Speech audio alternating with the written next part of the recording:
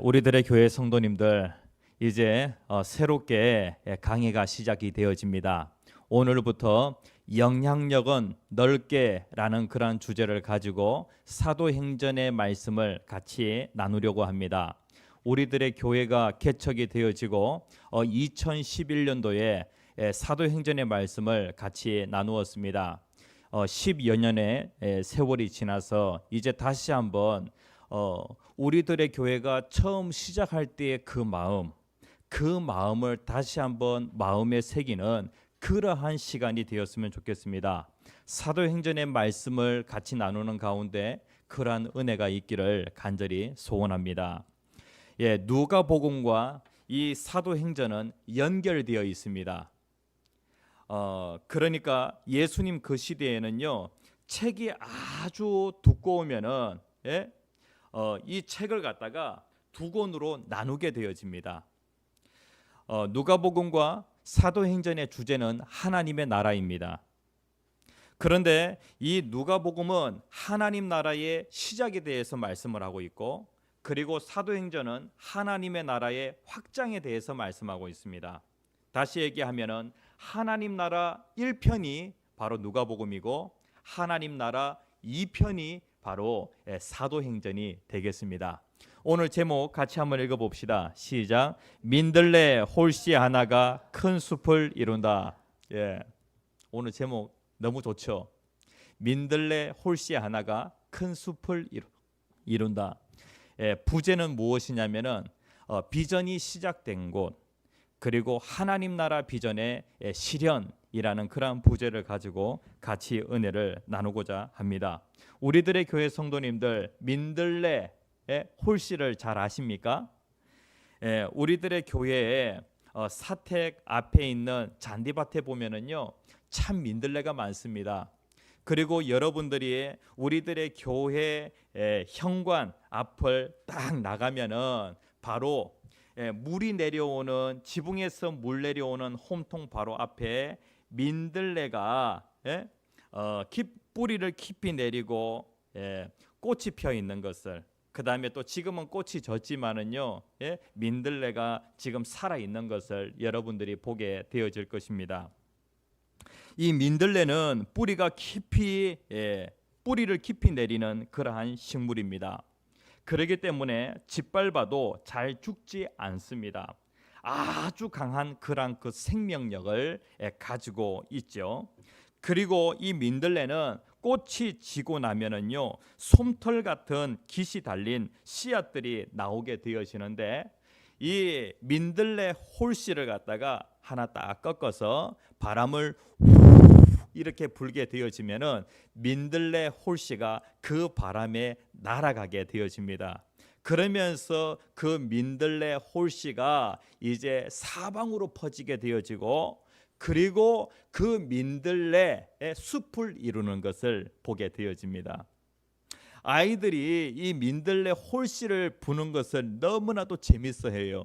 그래가지고 잔디밭에서 이 민들레 홀씨를 갖다가 딱 꺾어가지고 후 부니까 어떻게 되어지냐면은 잔디밭이 민들레 숲이 되어지더라고요. 이 민들레를 가지고 설명하면은 정말로 좋겠다라고 하는 그런 생각이 들었어요. 이 민들레의 꽃말은 무엇이냐면은 행복, 그 다음에 감사라고 하는 그러한 그 의미를 가지고 있어요. 그러니까 어떻게 보면은 복음이 가지고 있는 그 성질, 그 다음에 또 복음이 가지고 있는 그 특징을 이 민들레가 잘 설명을 하고 있다라고 그렇게 할 수가 있겠습니다. 새롭게 지어지는 그 교육관 이름을 민들레 하우스라고 하면은 정말로 좋겠다라고 하는 그런 생각을 하였습니다. 그리고 아이들이 그 언덕에서 말이죠, 그 아래쪽을 향하여서 민들레 홀씨를 하나를 갖다가 딱 꺾어서 거기에서 후 이렇게 불면은 그 뚝이 전부 다 민들레 숲이 되지 않겠나라고 하는 그러한 상상을 해보게 되었습니다. 이 사도행전을 얘기할 때에 이 사도행전, 그러니까 예수님께서는 하나님 나라의 그 꿈을 말씀을 하시는데, 예? 예수님께서 이제 3년 4개월이라고 하는 공생애를 시작하시면서 예수님은 하나님 나라의 꿈을 말씀을 하셨습니다. 그리고 또 예수님께서 마지막 이 감람산에서 또 하나님 나라의 그 비전, 하나님 나라의 그 꿈을 말씀을 하셨던 것이죠. 제가 이 감람산에 올라가서 예루살렘 성을 바라보게 되었는데, 지금 감람산은요 나무가 별로 없어요. 주변에 전부 다 무덤입니다. 예? 돌로 되어 있는 그런 무덤요. 그리고 저기 푸른색이 보이죠? 중간에 그 푸른색이 보이는데 거기가 어디냐면은 바로 감람산과 그리고 또 예루살렘 성이 있는 그 시온산 그 사이에 골짜기입니다. 골짜기. 그러니까 아주 깊은 골짜기가 있어요. 그런데 그 감람산에서 정면으로 딱 어디가 보이게 되어지냐면은 예루살렘 성이 보이는 것이죠. 예수님께서 예루살렘 성이 보이는 그 곳에서 하나님 나라 비전을 말씀을 하십니다. 우리가 잘 아는 사도행전 1장 8절 말씀에 보면은 오직 성령이 너희에게 임하시면 너희가 권능을 받고 예루살렘과 온 유대 사마리아 땅끝까지 이르러 내 증인이 되리라 라고 그렇게 말씀을 하고 있어요. 예수 그리스도께서 이 땅에 오심으로, 그러니까 하나님이 사람의 몸을 입고 이 세상에 오심으로 하나님의 나라가 시작이 되어졌어요. 하나님의 나라는 아주 작게 시작이 되어졌는데, 그런데 예수님께서 승천하실 그때에도 하나님의 나라는요 이 예루살렘이라고 하는 이 지역, 그 다음에 또 이 유대라고 하는 이 지역을 벗어나지 못했던 것이죠. 하나님의 나라가 아주 작았어요. 그런데 성령을 받은 그 제자들을 통하여서 하나님의 나라가 확장이 되어지는데, 어디까지요? 땅끝까지. 그리고 어디까지요? 여기까지 하나님의 나라가 확장이 되어지는 것을 보게 되어집니다. 당시에 이스라엘 나라는 로마의 식민지 상태였습니다. 그런데 그 이스라엘에서 시작된 그 하나님의 나라가 어디를 삼키게 되어지냐면은 로마 제국을 삼키게 되어집니다. 그리고 로마 제국이 기독교 나라가 되어지죠. 어떻게 이런 그 일이 일어나? 비전이 있었던 것이죠. 우리들의 교회가 원적산 중턱에서 작게 시작이 되어졌습니다. 처음에 우리들의 교회가 개척되어질 때에는 아주 큰 꿈을 가지고 있었어요. 우리들의 교회는 수도권에, 그리고 또 대한민국 한국 교회에 생명력을 불어넣는 그러한 교회가 되기를 소원합니다 라고 하는 그러한 비전이 있었다는 것이죠. 우리가 사도행전에 있는 말씀을 같이 나누는 가운데 우리에게 다시 한번 그 하나님 나라의 비전, 민들레 홀씨가 민들레 숲을 이룬다라고 하는 것을 우리가 꼭 기억하면서 우리는 어떠하든지 하나님 나라 비전을 가지고 그 하나님 나라 비전을 실현하는 그러한 우리의 삶이 되어야 할 줄 믿습니다. 자, 누가복음은 하나님 나라 시작에 대해서 말씀하고 있어요. 복음이 무엇인가? 복음은 바로 복음을 다른 말로 하면은 예수 그리스도, 복음을 다른 말로 하면은 하나님 나라라고 그렇게 할 수가 있겠습니다. 이 사도행전과 누가복음은 서로 연결되어 있다고 그렇게 말씀을 드렸죠. 여기에 보면은 1절에 내가 먼저 쓴 글에는 이라고 그렇게 말씀을 하고 있어요. 그렇다고 하면은 이 사도행전보다 먼저 쓴 글은 무엇이에요? 바로 누가복음입니다. 누가복음도 누가가 썼고요, 그리고 사도행전도 누가가 썼습니다. 그런데 그 먼저 쓴 글의 그 내용을 지금 요약하고 있는데 그 내용의 핵심은 무엇이냐면은 예수예요. 예수. 여기에 보면 예수께서 행하시며 가르치시기를 시작하심부터 2절에 보면 그가 택하신 사도들에게 성령으로 명하시고 승천하신 날까지의 일을 기록하였노라 라고 그렇게 말씀을 하고 있어요. 여기에 보면 예수가 기적을 행하시고 예수가 귀신을 쫓아내시고 병든 자를 고치시고 그리고 또 예수가 하나님 나라에 대해서 가르치시고 이러한 것을 시작하신부터 그리고 예수께서 하늘로 올라가신 승천하신 그때까지의 그 일을 먼저 쓴 글에 기록을 했다는 거예요. 다시 얘기하면은 누가복음의 핵심은 무엇이냐면은 바로 하나님의 나라인데, 그런데 그 하나님의 나라가 누구로부터 지는 거예요.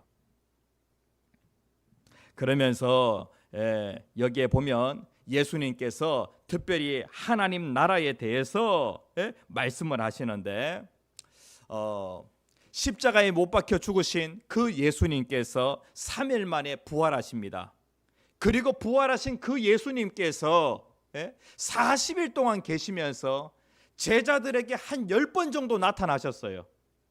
그리고 그 40일 그 기간 동안에 예수님이 뭘 하셨냐면은 다시 한번 예수님의 사역을 총정리하면서 하나님 나라의 일에 대해서 말씀을 하였다는 거예요.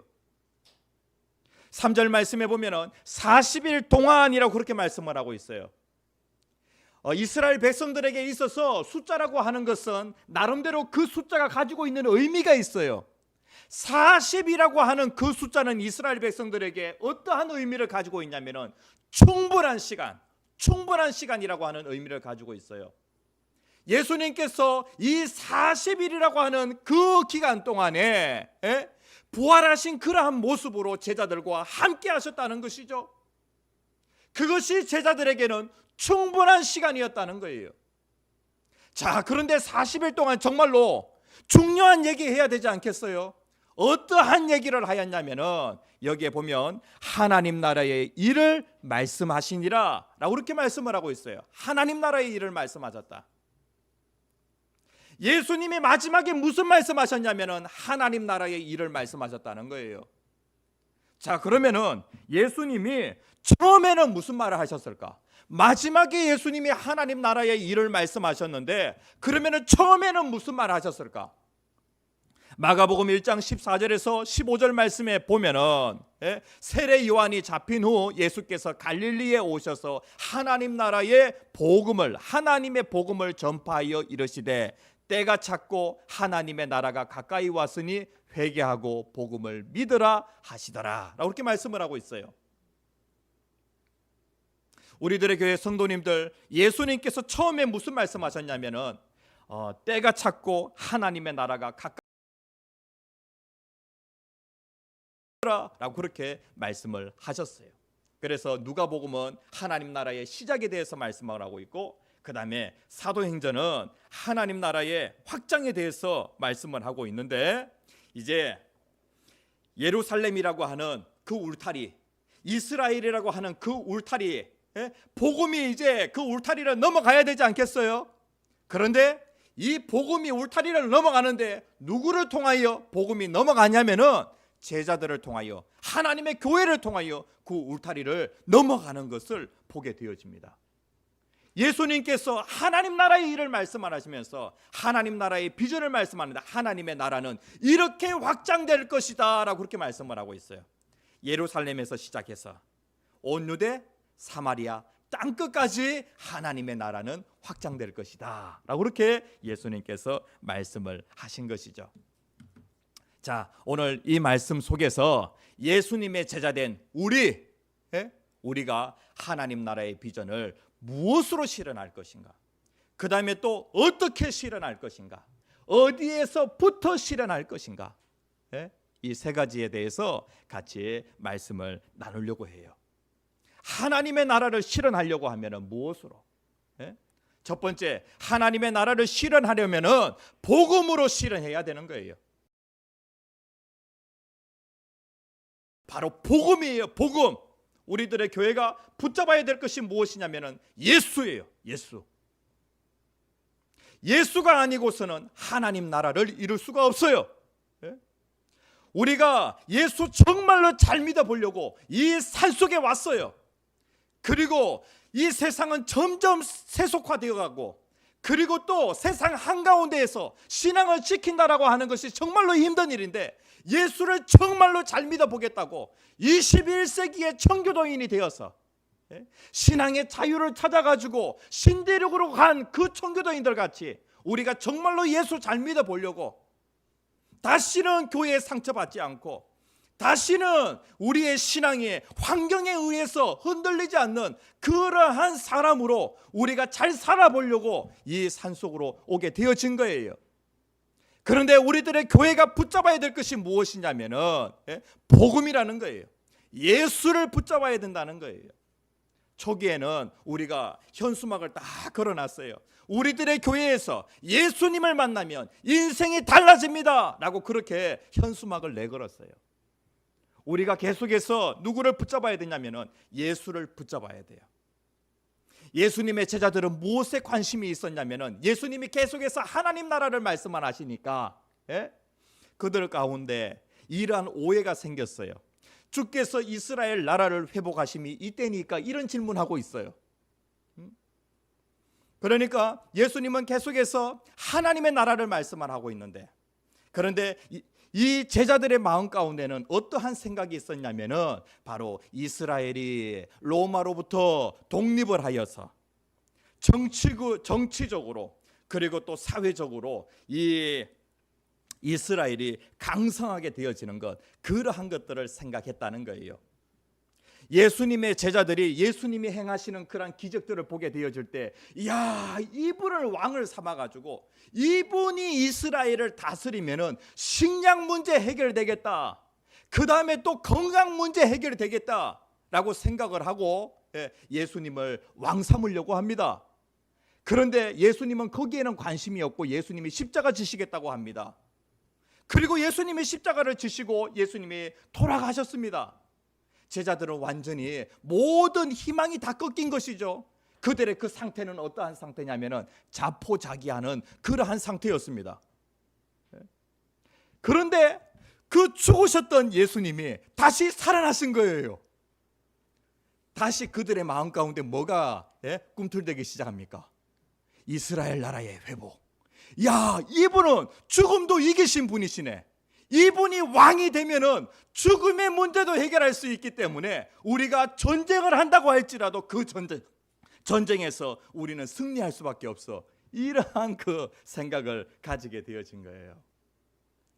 우리들의 교회 성도님들, 정치적인 힘 가지고 그리고 사회적인 힘 가지고 하나님 나라 이룰 수 있어요? 이런 것 가지고 하나님 나라 이룰 수 없다라고 그렇게 예수님이 말씀을 하십니다.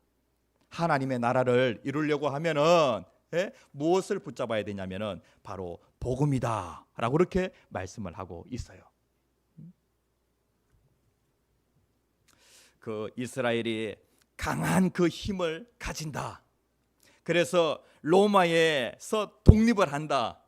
제자들은 이러한 것들을 생각을 하였는데 예수님은 복음으로 이 로마가 하나님의 나라가 되어질 것을 예수님이 생각을 하신 거예요.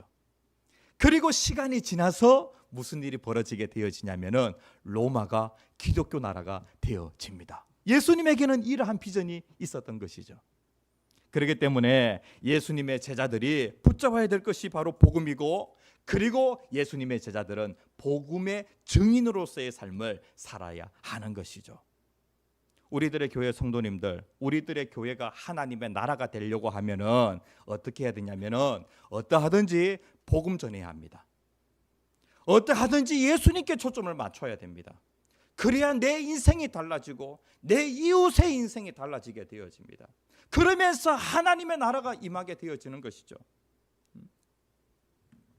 그리고 하나님의 나라는 무엇으로 이룰 수 있는가?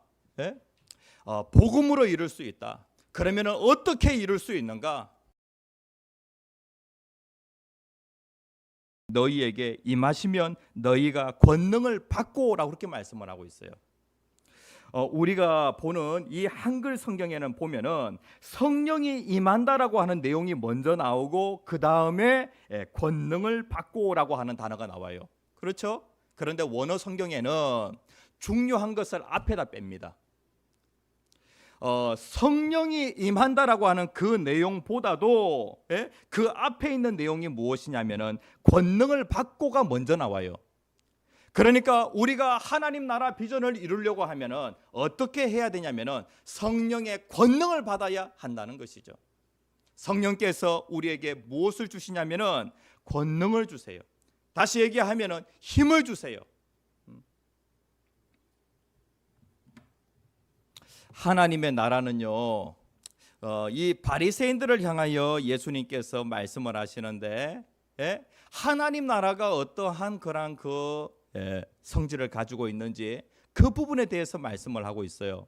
하나님의 나라는 어디에 임하냐면은 인간의 내면에서부터 시작되어지는 마음의 나라예요. 지금은 하나님의 나라가 여러분들의 마음으로부터 시작이 되어지고, 그리고 하나님의 나라가 언제 완성이 되어지냐면은 여러분들이 죽고 그리고 예수님께서 이 땅에 다시 오시는 그날에 완성되어진 그 하나님의 나라에 들어가게 되어집니다.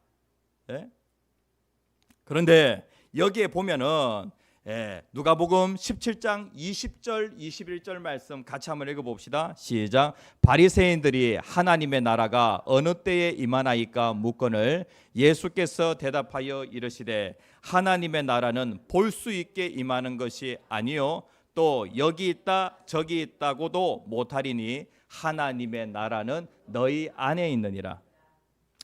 하나님의 나라는 이중적인 성격을 가지고 있는데 내가 죽어서 가야 할 하나님의 나라가 있어요. 그리고 나는 아직 그 하나님의 나라에 가지는 않았는데, 그런데 내가 예수를 믿게 되어지면은 그때부터 내 마음 안에서부터 하나님의 나라가 이루어지게 되어집니다. 하나님의 나라라고 할 때에 하나님이 다스리시는, 하나님이 통치하시는 그 나라를 하나님의 나라라고 그렇게 얘기하는데, 내가 죽어서 가야 할 그 하나님의 나라는 완전한 하나님의 통치가 이루어지는 그러한 나라예요. 그런데 하나님의 나라는 내 마음속에 예수를 내 마음의 왕으로 모시게 되어지면은 그때부터 예수님이 내 마음의 왕이 되셔서 나를 다스리게 되어지고, 내가 이 땅에 살고 있지만은 예수님이 왕이 되셔서 나를 다스림으로 인하여서 내 가정이 천국이 되어지고 교회가 천국이 되어지고 그리고 내 직장이 천국이 되어질 수 있는 거예요. 이렇게 하나님의 나라가 시작이 되어져서 완성된 하나님 나라에 우리가 들어가게 되어지는 것이죠.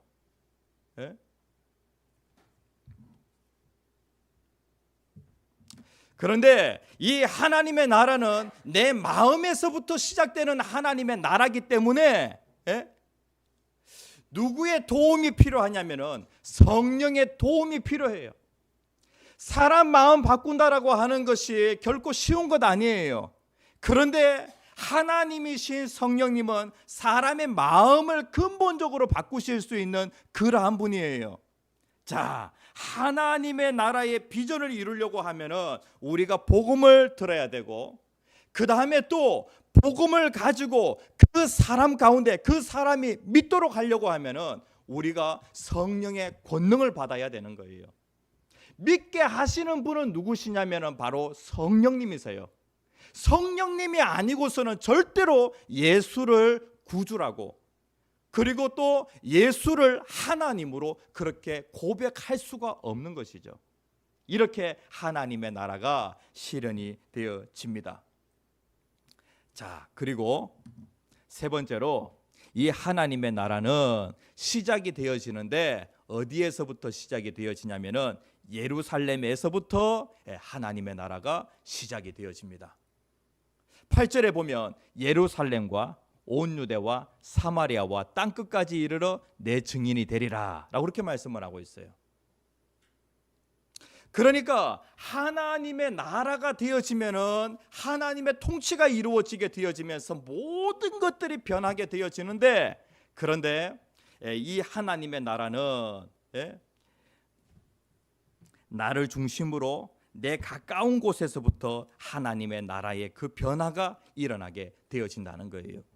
온 세상의 변화는요, 한 마을의 변화에서부터 시작이 되어지고, 그리고 온 인류의 복음화도 어디서부터 시작이 되어지냐면은 내 곁에 있는 한 사람의 이웃으로부터 온 세상의 복음화가 시작이 되어지는 것이죠. 그래서 예수님께서는 예수님의 제자들이 증인이 되는데, 주님의 증인이 어디서부터 되냐면은 예루살렘에서부터 증인되어야 한다라고 그렇게 말씀을 하고 있어요. 우리들의 교회가 한때 이 전남 신안에 있는 정도의 수련회로 간 적이 있습니다. 그러니까 이제 벌써 한 10년 정도의 시간이 지났는데요. 특별히 이 증도라고 하는 것에 문중경 전도사님이라고 하는 분이 그곳에서 참 그 복음 사역을 잘 하셔가지고, 그곳이 이 증도라고 하는 그곳은 90% 이상이 예수를 믿는 천국의 섬이래요. 그래서 그곳을 갔던 그런 기억이 납니다. 저 지도를 딱 보니까요, 문중경 전도사님이 신학생 시절에 개척한 그 교회나 기도처들, 오른쪽에 보시면은 그 개척교회와 기도처가 있습니다. 그런데 지금 현재는요, 정도에 교회가 몇 개가 있냐면은 11개가 있습니다. 아주 많습니다. 오늘날 보면은 한국 기독교 인구가 점점 추락하고 있다고 그렇게 얘기를 하고요. 이러한 상황 가운데 최고의 그 복음화율을 자랑하는 곳이 어디냐면은 바로 정도인데, 정도가 90%래요. 마을에 10사람 중에 한 9사람 정도가 예수를 믿는데요. 그리고 이 정도를 보게 되어지면은 정도에는 뭐 미신, 특별히 섬 같은 경우에 미신 같은 것이 상당히 많은데 미신이나 그러한 것들이 없고, 그 다음에 또 뭐 도박, 사찰, 굿당, 점집 이러한 것들이 존재하지 않는 그러한 곳이 바로 이 정도래요. 다시 얘기하면은 뭐 천국이라고 할 수 있겠죠. 그리고 주일이 되어지면은 이 지역은요, 모든 식당이 다 문을 닫는다고 합니다. 그리고 섬 전체 인구가 한 2,200명 정도 되어지는 데에 한 90% 정도가 다 주일에는 교회 갈 준비를 한다는 거예요. 완전히 천국이잖아요. 그리고 11개의 그 교회는 모두 다 시골 교회지만은요, 이 11개 교회 중에서 한 6개 교회 정도가 자립을 하고 있는 그러한 그 섬이래요. 그야말로 천국이라고 할 수가 있습니다. 이 섬이 이렇게 복음화 되어진 데에는요, 아주 불행했던 한 여인의 헌신을 통하여서 이렇게 되어졌다는 거예요. 1891년 신안에 있는 암태도라고 하는 곳에서 문중경 씨가 태어나게 되어집니다. 그리고 17살 때에 정도로 시집을 오게 되어집니다. 그런데 20년간 남편에게 버림을 받은 생과부가 되어서 아주 모진 생활을 하게 되어집니다. 그런데 우연히 자기의 집에 찾아온 그 전도 부인에게 복음을 듣게 되어지고, 그때부터 예수를 믿고, 그리고 성경학교에 가서 전도 부인이 되어서 이 고향 신안을 다니면서 그렇게 복음을 전했다는 거예요. 그리고 이제 마지막에는 결국에는 순교하게 되어지는데, 6.25 전쟁 중에 공산당원이 이 문중경 전도사님을 체포하게 되어집니다. 그러면서 이 문중경 전도사님에게 뭐라고 얘기하냐면은 새끼를 많이 깐 씨암탉아 죽어라라고 하면서 막 몽둥이로 매질을 하고, 그리고 마지막에는 이 총을 쏴가지고 총에 맞고 숨을 거두게 되어집니다. 그리고 이 문중경 전도사님이 장례식이 있던 그 날에는요, 당시에 가장 큰 장례식이 김구의 장례식이었는데 김구 선생의 장례식보다도 더 많은 인파가 모였다는 거예요. 그에게 전도를 받은 사람, 그 다음에 또 성경을 배운 사람, 기도를 받은 사람, 그 다음에 사랑을 받은 사람, 도움을 받은 사람, 이러한 사람들이 모여가지고 그 장례식에 참여하게 되어지는데 그 장례식이 정말로 은혜로웠다는 것이죠. 이 신안에 있는 이 증도라고 하는 아주 작은 섬인데 그 섬이 될 수 있었는가? 문중경 전도사님이 복음을 가지고, 그 다음에 또 성령의 권능으로, 그리고 또 자기가 시집간 이 증도에서부터 복음을 전가하게 되어지게 될 때에 그 주변에 있는 많은 그 섬들에 복음을 전하게 되어지고, 그리고 그 지역이 우리나라에서 가장 복음화율이 높다는 거예요. 우리들의 교회 성도님들, 우리들의 교회가 이곳에 세워졌는데 우리들의 교회가 이 민들레 홀씨를 갖다가 딱 붙잡고 바람을 불어가지고 민들레 홀씨가 사방으로 퍼져 민들레 숲을 이루는 그러한 그 꿈을 꾸었으면 좋겠어요. 우리들의 교회를 이곳에 세우신 것은 우리들의 교회를 통하여 하나님의 나라가 확장되기를 원하시는 그 하나님의 꿈이 있기 때문에 하나님께서 이곳에 우리들의 교회를 세우셨다고 확신합니다. 하나님의 나라는 계속해서 확장되어져야 되는 거예요. 우리가 누가복음을 같이 말씀을 나눌 때 본질은 깊게 이제 복음이 무엇인지에 대해서 알았으면은 복음을 가지고 계속해서 복음 증거를 통하여 우리가 증인이 되어지고, 그래하여서 하나님의 나라가 우리들의 교회를 통하여 점점 확장이 되었으면 좋겠어요.